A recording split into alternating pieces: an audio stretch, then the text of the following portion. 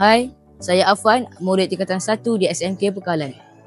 Saya sebahagian daripada generasi fasih digital, generasi yang celik teknologi, bijak maklumat dan kreatif inovatif. Kami bukan hanya pengguna teknologi, kami pencipta masa depan.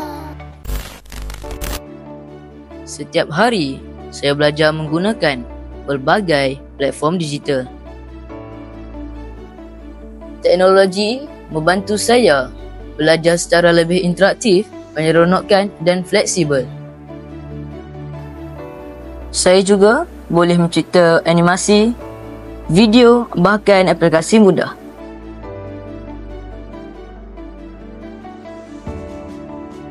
Sebagai murid sekolah, kita harus mengambil peluang ini dengan mengoptimumkan penggunaan aplikasi-aplikasi yang telah disediakan.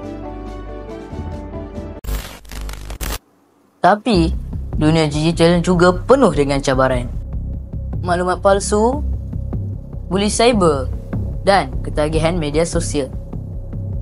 Sebab itu, kami diajar keselamatan cyber dan etika digital kerana teknologi tanpa nilai hanya akan merosakkan diri. Sebagai generasi fasih digital, saya mesti bijak menapis maklumat, menjaga keselamatan digital dan bertanggungjawab atas setiap tindakan saya dalam talian.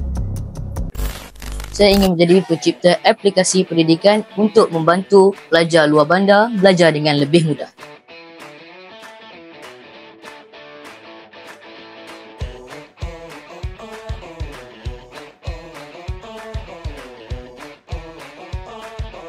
Saya Afan, kami generasi fasih digital akan memacu kegemilangan pendidikan negara demi Malaysia yang cemerlang, gemilang dan terbilang.